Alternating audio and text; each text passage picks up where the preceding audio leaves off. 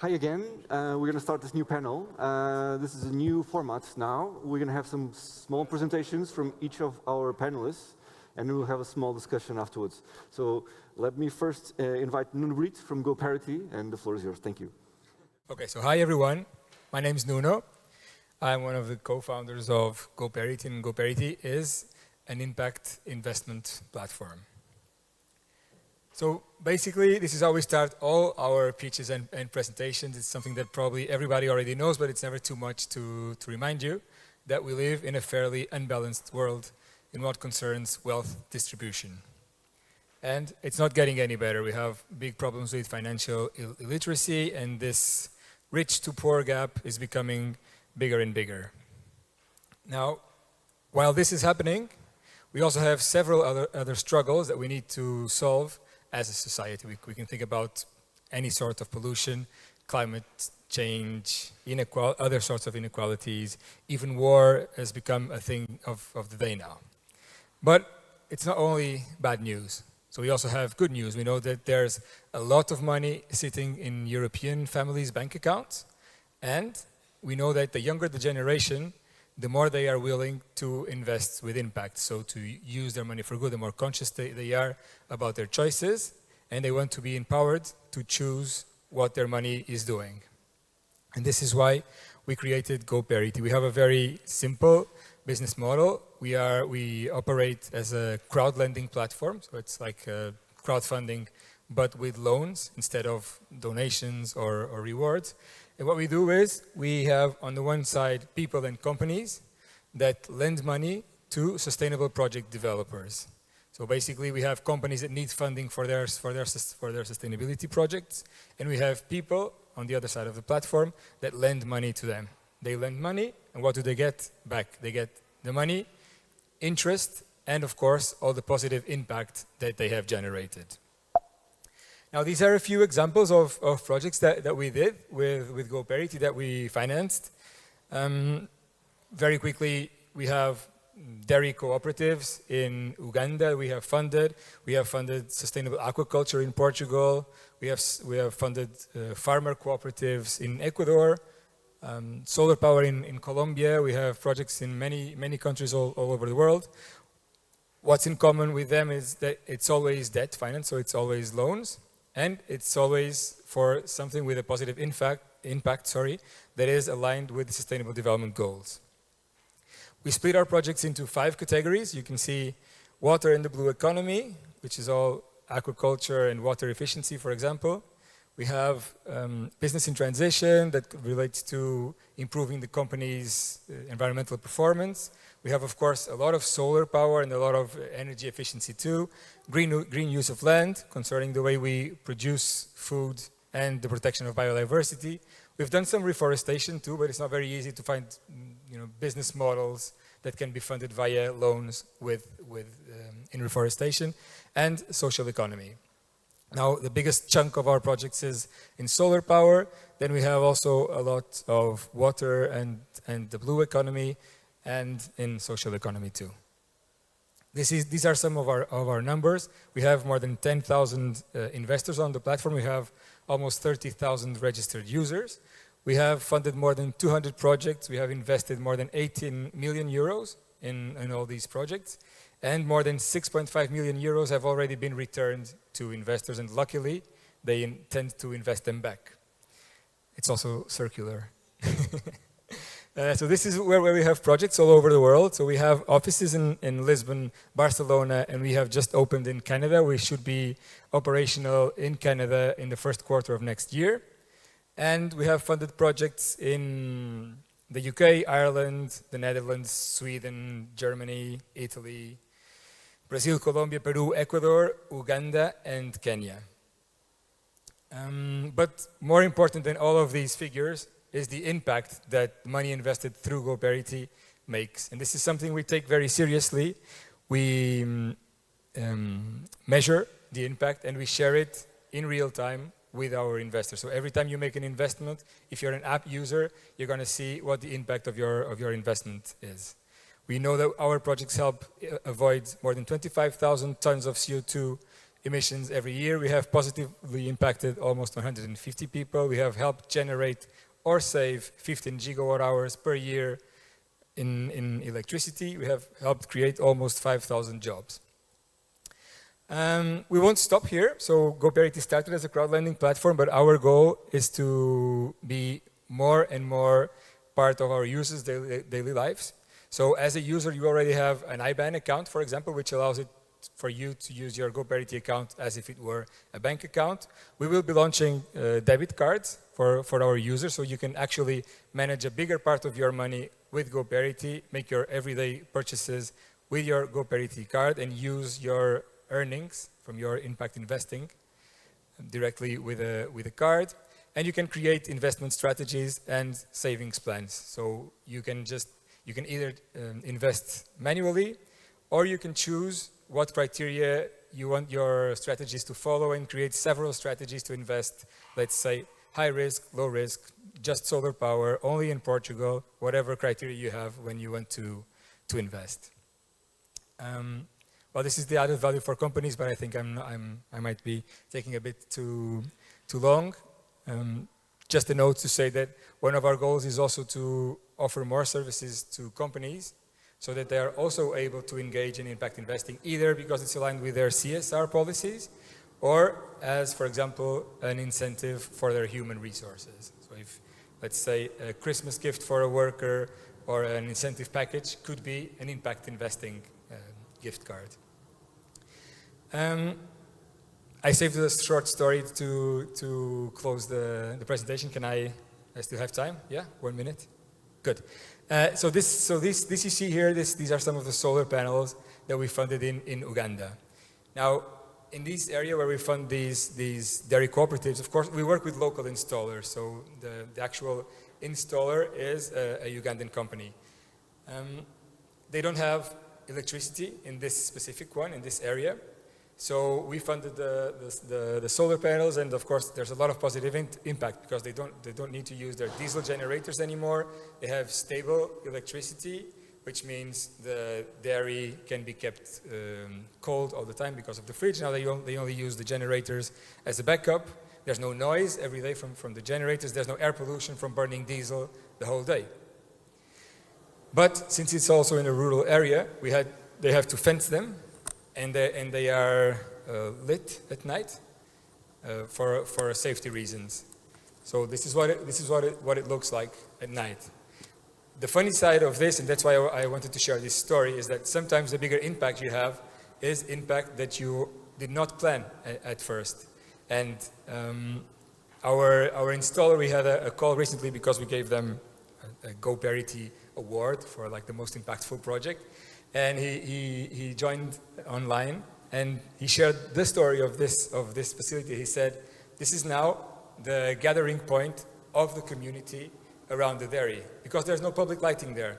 And now they do have public lighting. And so salespeople that used to sell on the side of the road subject to being robbed or ran over by trucks or whatever, now they can safely sell there. It's where kids play at night and it's where people meet. Thank you. Thank you so much. This is amazing, and it's incredible to watch how I would call a green fintech can actually make an incredible impact. So maybe now we pass from the debt sides, maybe to the equity sides, as André Almeida said, IndicoCapital. And then so we come from debt to equity. Again, my name is André Almeida Santos. I'm with IndicoCapital, and we are a venture capital firm that launched officially the first blue economy fund in Portugal. So we're dedicated for the oceans. It's a climate action fund, and we would like to do a small presentation about the fund itself. So we launched the fund with cognizant that there's a huge opportunity for climate action around the oceans, and specifically in Portugal, doing our tremendous resources that we have and the opportunities that are there for sustainability to come from innovation out of the oceans. We have tradition mostly on tech. The firm was founded in 2018. The first fund was 2019. And so far, we've been investing around all the verticals of technology. In 2020, we launched a pre-seed fund with Google, when Google also wanted to set up here with us the program for startups. Now it's called Indico Founders Program. Then in 2021, we launched the Blue Fund at the end of 21. It's going to be December now, a year. And in 2022 already, we launched a top-up fund, the Opportunity Fund there. But today we're talking about the Blue Fund. But still on Indico, we are a small team. We're 5 partners and then 5 people with us. All of us have different sort of backgrounds, some of them around venture capital for many, many years, some as entrepreneurs. Christina founded what is now a decacorn in US, Talkdesk, and then she left the management and founded IndicoCapital Partners. And myself also with a strong background on development finance, impact investing, responsible investing, and also some academic work. And then the whole team of people, the team altogether has been around in Portugal for quite a while, funding or founding almost the entire unicorns that came out of the country. Have, because of that, a good positioning around as VCs or from early stage. There's a lot of deal flow, and typically we are very, very demanding on trying to find what are the best companies, and that means that we have around 1% of approval of the deals that we find, which then we pick them and take them to the larger global markets. And so far we've been quite successful. We have deployed around 36 million from the first fund, and with that those companies have raised 1.7 billion in the global market of equity and private equity. So things are going well. We have 3 unicorns and a very diversified within tech portfolio, and so things are going very well on that sector, and that's what we're bringing on to the blue economy. Our idea is to be able to then taking our commitment for sustainability, bringing it for an impact to this entire ocean economy. We are signatories of the Principles for Responsible Investing of the United Nations, and also from the United Nations Environmental Program Financial Initiative Sustainable Blue Economy Funding Principles, which is a big mouthful to say that we take good care, and we actually contributed directly to design the guidelines for sustainable investing in the ocean. So with this, we passed through the Blue Fund itself, and the Blue Fund was created to basically look for innovative sustainable solutions coming out of the blue economy, all of the sectors of the blue economy, naturally excluding extractives, mining and oil and gas. So we're present across the entirety of those sectors, from fisheries, maritime operations, to all the way to renewable energy. We're going to see a bit more about that. We are looking for projects that are aligned and have positive, measurable contributions for the SDGs. We'll talk a bit later about how ESG, going from ESG to impact, and that's one of the definitions around impact. As Goparity already put it before, it's how you're going to measure what the business plan is actually trying to achieve for the Sustainable Development Goals in our case. We're looking for teams that have, obviously, very particular skills and a drive to take forward these projects. And we're taking advantage of what the market has in Portugal, but then to take for the global stage. Interesting enough, we've also been realizing that from the onset that was not the objective, but we are actually an attractive vector for companies outside of Portugal coming here and putting some R&D and putting their headquarters in the country, taking stock of the extensive network of universities, research centers, and also the natural resources that the country has, especially with the expansion of the continental shelf. What is the investment strategy done? We're investing from what we call early stage or pre-seed all the way to growth capital, meaning that we're investing, if someone has a concept that is already has a prototype and is ready to go to market, we're very happy to invest, all the way to companies that are already operating, they have cash flow, and they just want to go scaling up their impact and their presence in the global markets. We have a typical investment period of 5 years. That's what the market standard is.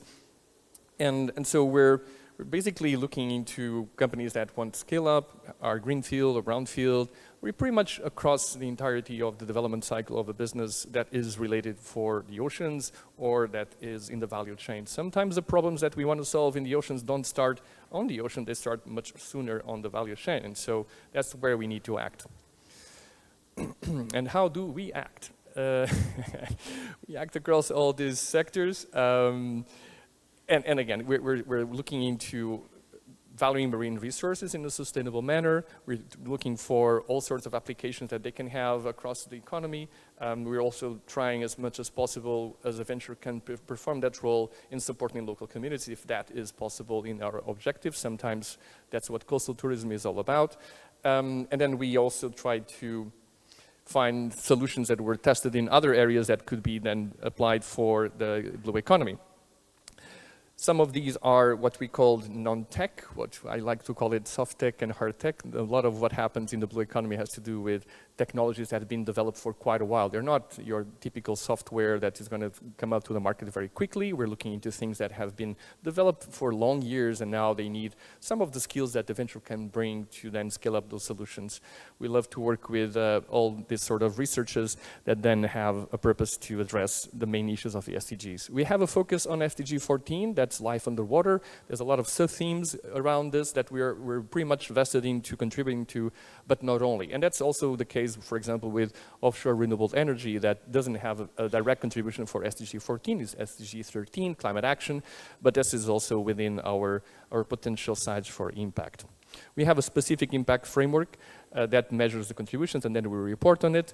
But mainly how we go about the business is we first are very interested on having a technically superior and defensible technology that we can take to market. This is a very principle of capital of a venture fund that will have an impact. It will be, that impact is obviously the driven, is what drives the fund.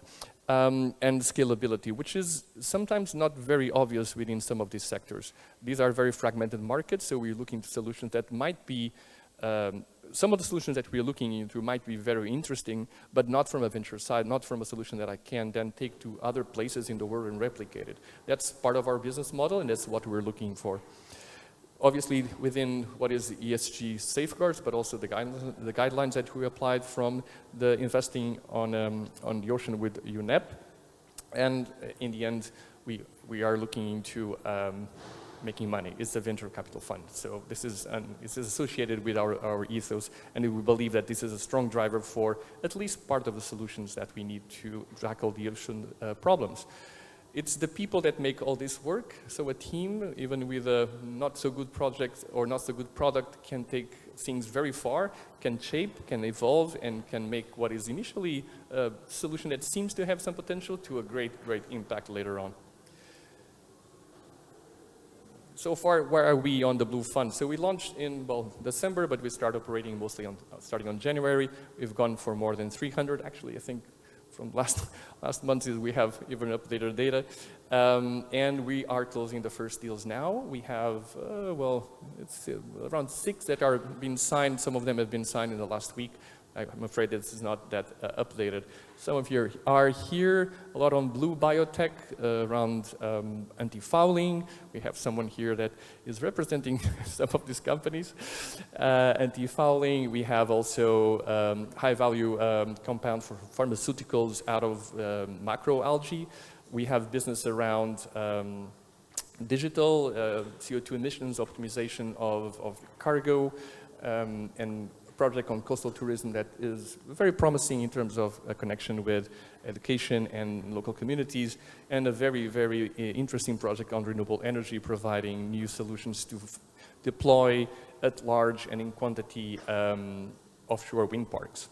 So very different things happening, but all of them very interesting, that we count on our very extensive network of partners. First and foremost, we have an advisory board with very different figures, some from science, some from industry associations, and some from political, because that's also needed from some of these very important sectors that are very connected to policy and regulation.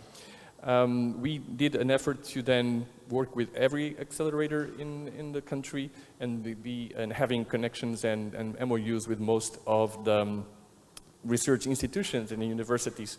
I kind of jumped quite quickly, but we also work very intimately with the Hope Zones Foundation, establishing marine protected areas in the country. We do direct contributions for the management team. And I think that is it, our proposal for the blue economy to IndicoCapital. Thank you. I'll be very happy to then answer questions specifically at the end. I think it was a great example, a fine example on how we can make money out of impact investment. Correct. Marja, Yes. floor is yours from Together for the Better Good. My name is Marja Kooistra, and I'm Dutch. So that's a little bit strange in this audience, maybe. But I will tell you a bit about the journey that my husband and I made the last 2 years. We started Together for the Better Good. I go back. Does somebody recognize what this is? Yes. And the bush? Yes, it's a mangrove. I will tell you about that later. This is us. We have been working in the financial services industry for more than 25 years. So like hardcore private banking, asset management, banking, pensions. We've been there, we've had management positions, we've done the deals, we've done the products, and I'm really grateful that I could actually have these great investors in front of me, because I'm going to tell you about the practical part of being involved in a project and walking with the flip-flops in the sand. What the COVID crisis brought to us was that we were sitting with our 2 daughters in our house, locked up, and we were thinking, okay, life has to be different. It can't be the case that this is life. So we actually started following in our heart and our passion, and we already come for 25 years to the Caribbean, and we thought something has to change with the Caribbean because they are hit very, very hard by climate change. So to cut a very long story short, we sold our house because we needed money to go there and to work there. And actually our purpose is we want to protect and help the islands to sustain their beauty, their peace and their nature, let alone thrive again. So what are we going to do? Bringing back the land, the soil and the water to a more healthier and thriving state. The value with the impact investments, and investments, I take it very broad. Investment is not only money, but it's also the time and the effort that we actually put into it. So our hands and our feet working the land. The value with impact investments, according to the GIN, is threefold. It's a social value, because we can actually decrease poverty. We can create jobs. It's an ecological value, and of course it's an economical financial value. But the threefold of these values asks for a different kind of investor, because if we're only in the game for economic and financial value, it doesn't work, because the economic and financial value out of these kind of projects is lower than normal investments. I make a very big jump here. I go back. There are a few projects that we are working with at the moment, and one is that we are working with an aquaponics company, because the soil in the Dutch Caribbean is very, very poor, and we need to come up with different techniques. So there's this aquaponics company who needs investments, and we are actually trying to get the funding done for them now. Next to that, we're working with the University of Wageningen in Holland on sargassum. And sargassum is a seagrass which is actually floating on the sea, and is actually at the moment flooding on the beaches of the Caribbean, of Brazil, of Mexico. And it's very, very bad for the environment, because it starts rotting, animals are going to die. So the sargassum has to be taken away before it actually hits the coast. And what are we going to do with the sargassum? The research now is that we're trying to get the bio-waste to bio-energy factory going. We do research for that for 3 years, and we are going to implement a factory on the islands to actually take care of the sargassum. But next to that, we've been working on a volunteer basis in the mangroves and cleaning up the sargassum. And that actually sparked our passion more and more for blue carbon, for the sea. Because we had to work very, very hard with our feet in the water, not in the sand, just bare feet, not flip-flops. And we had to dig holes and dig, how do you say it, canals for the mangroves to get breathing again so that young fish could actually come back to the mangroves. And why are the mangroves actually closing down? It's because people are creating roads so the sea cannot float into the mangroves in the natural way. And then at a certain moment we said to each other, okay, people are doing this and they're volunteering, but what about carbon? If we can actually create a carbon project around reinstalling mangroves, we can actually work with the money which is going to be invested in those mangroves, create credits, blah, blah, blah, the whole story. So I didn't want to work with it because for me it was like carbon credits, dirty word, greenwashing, everything around it. But I'm going to explain what we actually created around it. Carbon credit is created by an offset project, for instance mangroves, and it's used for offsetting for, well, we talked about it, Anna talked about it. There are actually 3 SDGs that we're covering when we're doing this. First of all is the life below water with the blue carbon. We're actually trying to reinstall the fisheries, how do you say that? The kraamkamer. I don't know how it's called. Yeah, you know, the small fishes, they are growing actually in the mangroves. The life on land, which will become better because mangroves are like a natural dike. You know what a dike is? It's a very Dutch word, I think. A natural dike for the increase in the water level. And next to that, of course, it's a climate action. There are a lot of risks. Greenwashing was there. Oh, it doesn't want to be there. Greenwashing, money laundering, fraud, accountability, non-transparency, method and process. You're looking at me, yeah, it's red, it's red. Well, that was what I was feeling, and that is what the public is feeling at the moment they are starting to invest in carbon credits. So how are we going to go about that when we're actually doing the projects? The solution is in co-creation. We believe in co-creation. We have to work together to actually make these projects work. So we created a platform wherein the blue carbon offset projects and its related highest quality certified blue carbon credits are surrounded by a shielding donut. So how does that look like?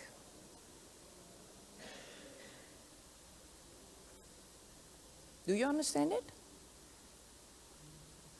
I'm not going to explain it because what I would like to discuss with you is how complicated is this?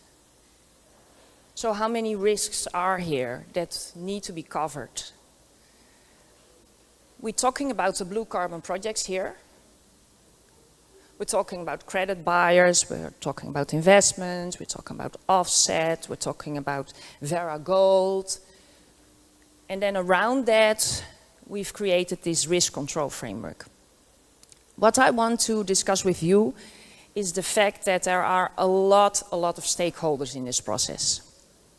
And these stakeholders need to be in the same page.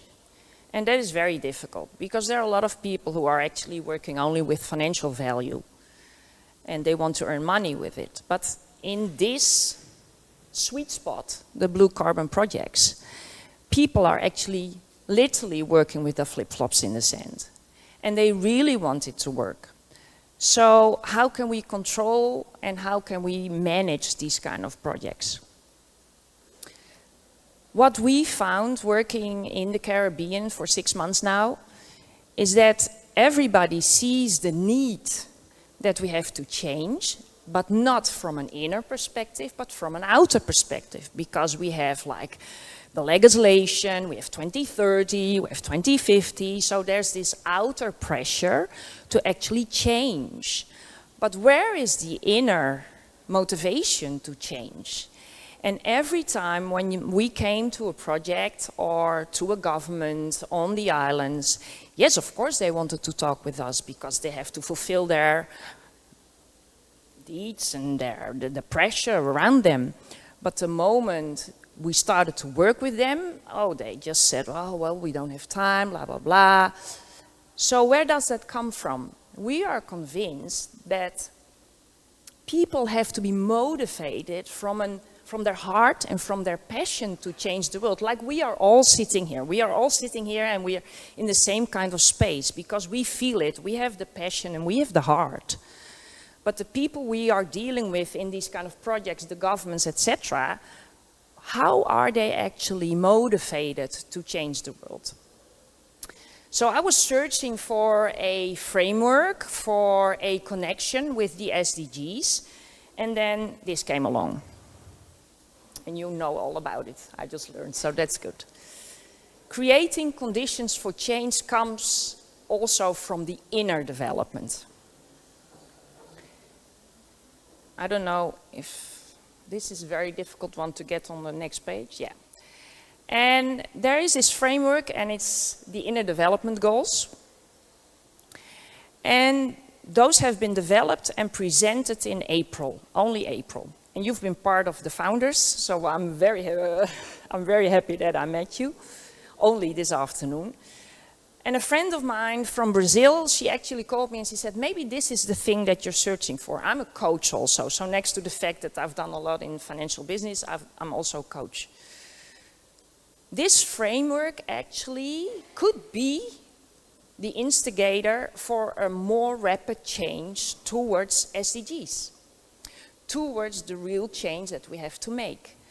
But how are we going to go about that? We need to create training, we need to create coaching for leaders.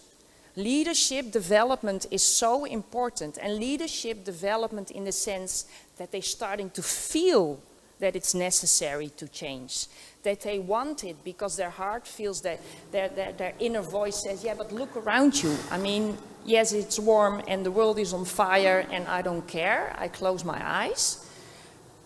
No, we have to be aware of it. And it's difficult because it's overwhelming what is happening with the world. But this framework can help to change via training, the inner development. So this is what we're doing at the moment. These are the pillars of the inner development goals. It's around being, so self. It's about thinking, the cognitive skills.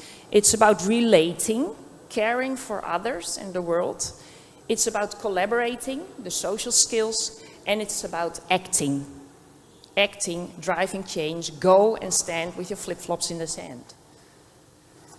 So, as we speak, we're a startup again. It has been a long story the last 2 years, leaving your home and moving to the Caribbean. We have been very agile and we have been listening to what the market wanted, what the stakeholders wanted. And what we noticed was that they always said, yeah, you can give me the money, but I want your help actually to make the project work. So if you could lend us project management, if you could advise us on how we have to actually implement governance or whatever they needed, but they wanted to have practical help also. So more and more, our job is actually becoming very practical. So it's not about funding anymore, maybe for ourselves, because we actually are working with a lot of projects, but we need ourselves also some funding as a startup, but that's another story. We're going next week to Berlin, and we're going to work there with a company, and in the advisory board there's one of the founders of the inner development goals, and we're going to create a training and coaching trajectory for leaders. I've been talking a lot with companies here, and everybody is reacting very, very positively on the fact that it also has to come from the inner. Maybe the inner is the motivation to actually change the world and make Earth a better place. I would like to end with one thing that came up in my mind, and that's a saying of Simon Sinek. I don't know if you know him. And he said, the purpose of a car is not to put gasoline in it. The purpose of a car is to bring you from A to B. The purpose of a company is not to make profit. The purpose of a company is to create its product or its service. Thank you for listening. So now we'll move on to Gilan, and I suspect a more technology sides presentation. Floor is yours, thank you. So I normally try to respect the audience by wearing a nice suit and everything, but I decided to rep Sea Shepherd. If you guys haven't checked them out yet, they're amazing. They're over there. Respect. Okay, I'll keep this really short. Show of hands. When I say the word blockchain, how many people are excited? Raise your hand. Awesome. How many people are either terrified or very suspicious? Raise your hand. Nice. Okay, same people. All right, so my name is Gilan Goren. I'm one of the co-founders of Bitgreen. We're a social venture that is trying to end the funding gap for impact, and we decided to use technology known as blockchain to make that happen. So consider blockchain an operating system. I'm assuming most of you have smartphones, either Android or iOS. We're the App Store, right? We build an operating system and have a set of initiatives on which the entire focus is on impact in various ways, from supply chain to marketplaces to transparency reports. That's the kind of stuff that we're working on. And our mission is no less to facilitate $1 trillion into carbon and green financing in 10 years. Big, hairy, audacious goal, yes. However, that's the challenge. So we're essentially talking about a drop in the bucket. So $50 trillion is the funding gap for solving the SDGs, for reversing climate change, all the ills of the world. Some would argue it's $100 trillion since COVID. So, you know, at that point, what does it matter, right? Well, we could do something about this. I'm going to be focusing on one of our applications, which is an impact investing marketplace. And so I look at the world of impact investing. It's a pretty nascent sector. It's only started as a term by the Rockefeller Foundation, I think in 2009. It's grown. This year it's actually topping $1 trillion. However, it's an industry that's stifled by the lack of standardization, lack of access to deal flow. Most of the entities investing are multinational banks and sovereign wealth funds and big funds. People like you and I don't get access to impact investing mostly, other than people like Goparity, of course. Respect. Also lack of coordination, and frankly, most people hear impact and they're thinking charity or philanthropy. So in comes Bitgreen. And Bitgreen is building a marketplace which democratizes access to impact investing. Impact investing, things like project finance, investing in a hydropower plant or a solar array, working capital. Companies that are doing a great job already just need more capital at this point that's on friendlier, more mission-aligned terms to expand. Opportunities to make a difference with your money. And then eventually a secondaries market, which some would argue is really the key to truly scaling the industry. Because when you are in a financial system, you have to use all the tools available. And currently, this piece is totally still locked. And once it's unlocked, we believe that it could really bring in much larger institutions and much more money. Secondaries market.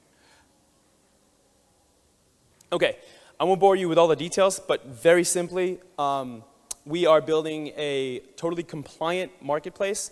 So on the lender side, they will pass KYC. Everything's done on chain. Being on blockchain allows to reduce a lot of the frictions, make things cheaper, make things a lot more transparent. All deal flow is open to anyone who passes KYC to prevent any AML KYC issues, like money laundering, et cetera, et cetera. Projects are listed. There is a lot of risk assessment done, third parties and also by us in the beginning.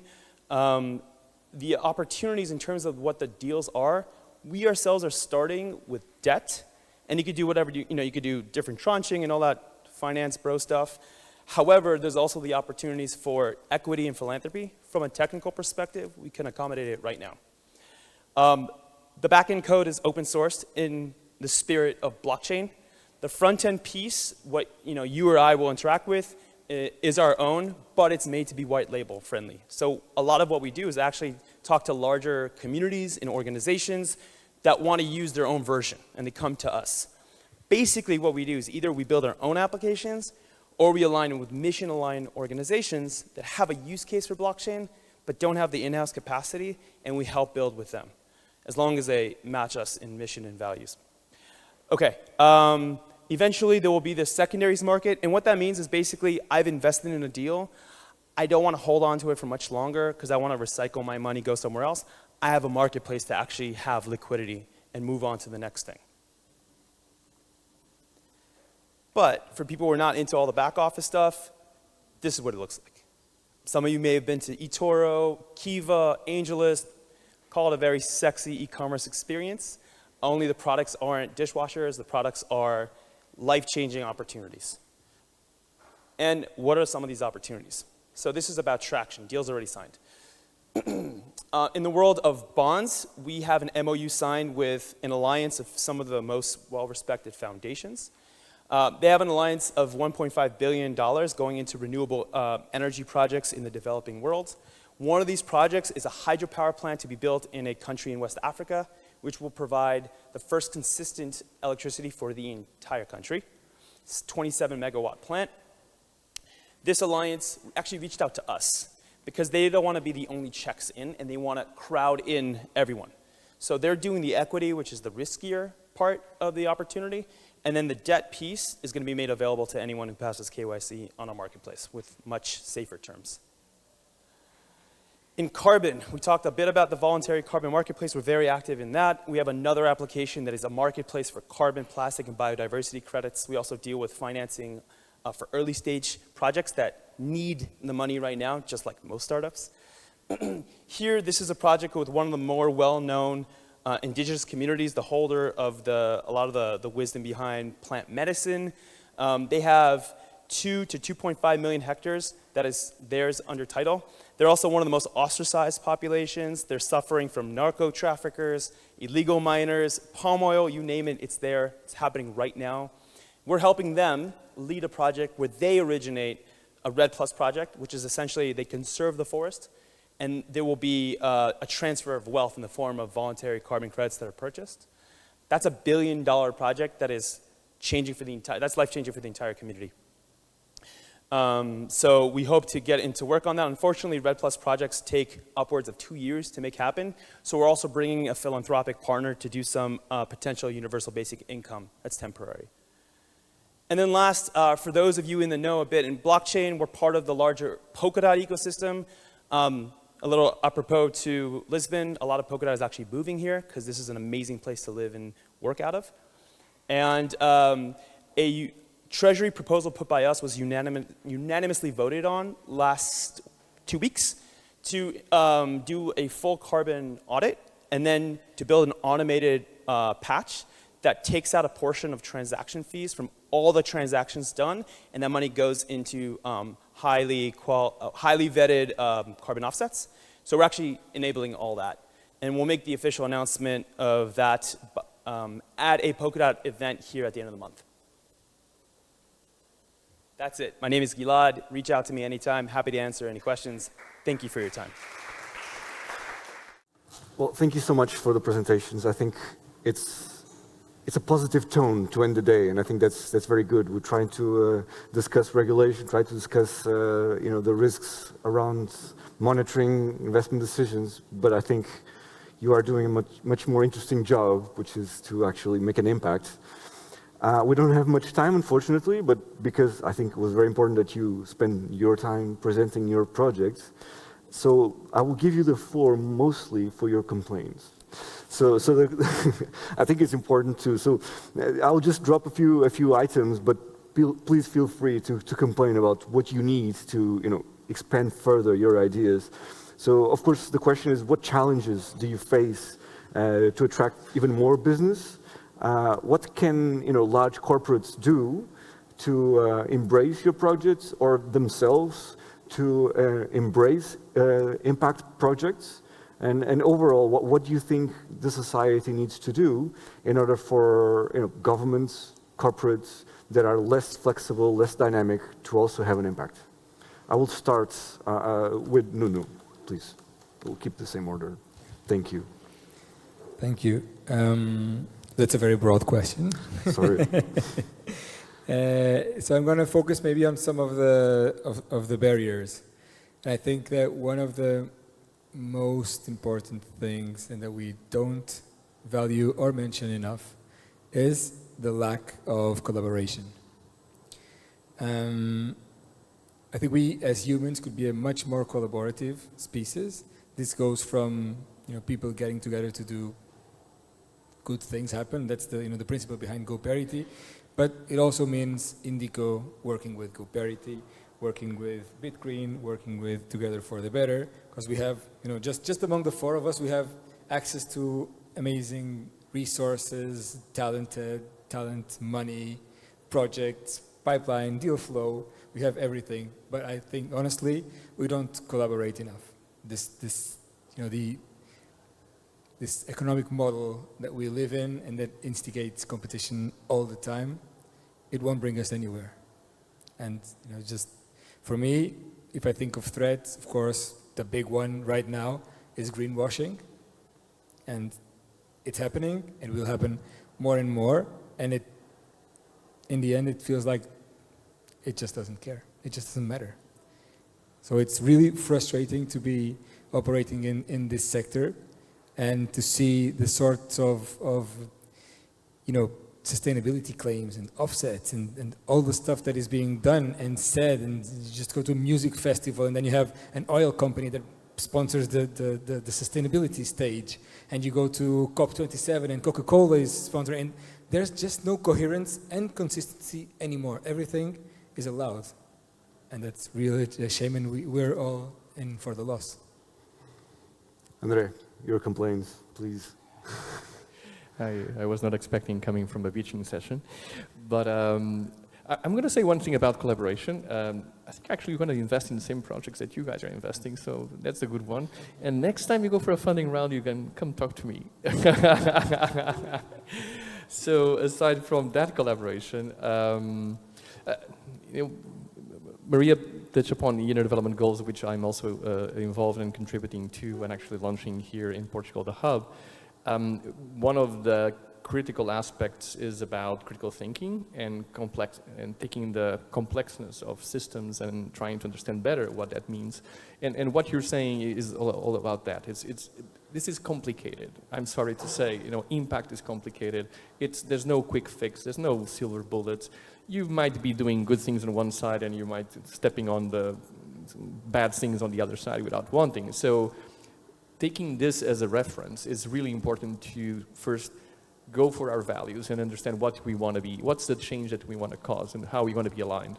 And that leads me to my main complaint, which is not a complaint, is basically a pass, which is a long pass. When we launch an impact fund, our expectation, or should I say my expectation, was that there will be a lot of interest from institutional, even from private clients, but mostly about institutional. And what we realize is that, well, there is a big shift, and there's $1 trillion into impact investment that was just announced. Jin was putting that forward. There's a growing interest, and there's a growing commitment, but there's not enough change. And I can tell you that from all the SDGs there, SDG 14 is one tiny bit of the money that is needed, even if the ocean is 70% of the planet. And so this is complicated, it's a process, it's coming, but what I feel is that everyone has their own voice into this. A voice, for example, with their own pension funds. People don't know what their pension funds are doing. Pension funds are the biggest investment pools in the world. They craft what companies are going to invest on. These are the sort of awareness that we need to cultivate more, so then more money comes into the systems. And this is a session about sustainable finance. Let me also be very clear.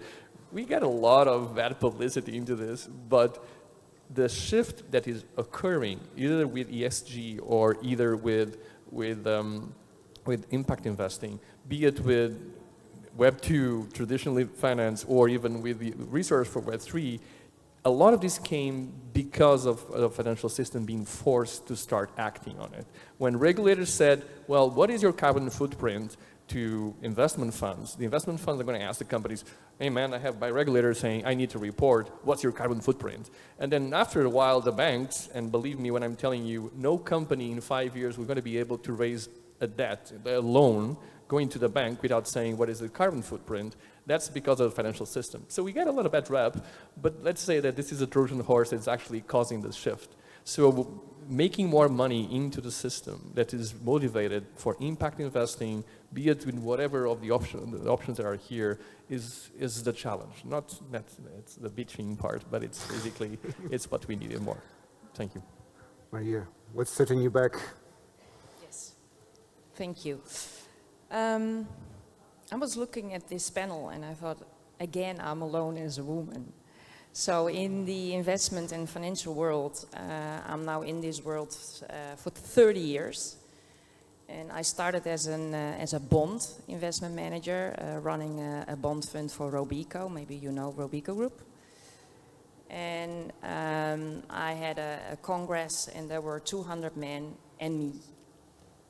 And I see these women here, and I'm happy that there are a lot of women in the public. But still, I'm here sitting as the only woman and a CEO of this startup. So that's the first thing. I think this world needs more women also in the financial business. So go for it, girls. Then the second challenge I would like to talk about is the fact that we are actually running a startup. We're coming from the financial business, so I've been running billion-dollar funds. But the moment you're a startup, you're a startup. You're in the world of startups, meaning you have the problems of a startup. You don't get funding immediately. People say, oh yeah, you have a great idea, we're going to fund it. But first, I need a proof of concept. Yeah, but for a proof of concept, I need money, you know? So that is for us a challenge. And at this moment, as I said, and I hate complaining because I'm a very positive person, otherwise I wouldn't sit here. But for us, it's very critical now in this funding process to get money. So that's a challenge. And then my third challenge is also in co-creation and cooperation. The projects we are working with have to do with the mangroves, the seagrass, the wetlands, and they are on the land of governments. So we're talking with governments and we're talking with really the top of the government, and well, you can imagine that takes a long time to actually get decisions going. We're talking with local people, because local people they work in the mangroves, or they want to have a shrimp farm in the mangroves because that brings them much more money than actually keeping the mangroves. So there's a lot of stakeholder management, and there the inner development goals come in. So how are we going to connect everybody to get the noses in the same direction, as we say in Dutch, so that we all go for the same goals? We need to save the earth for humankind. The earth will continue to exist. The question is if humankind is going to continue to exist. Yeah, I'll keep it quick again. I think the big challenge we have right now is investing is a very regulated market. Finance is, for very good reasons. However, there is a certain administration in the United States right now that's very much stifling innovation. And what happens in the United States affects everyone else.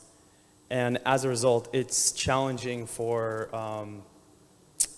social ventures in my sector to really push forward innovation, which is necessary.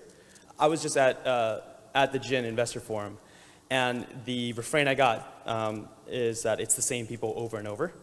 And the big challenge they have is that the pension funds the DFIs, development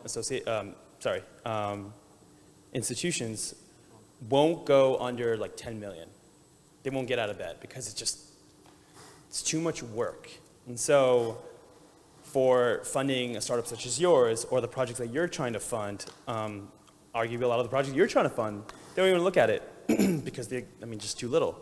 And so you have to build different vehicles to get them, whether it's through bundling, whether it's through just making it easier through technology, and then they're stifling from basically policymakers who are not from the space. That said, as you mentioned with recent regulations to get ESG to become like mandatory, ESG accounting, it's just a matter of time, and we just have to build toward it.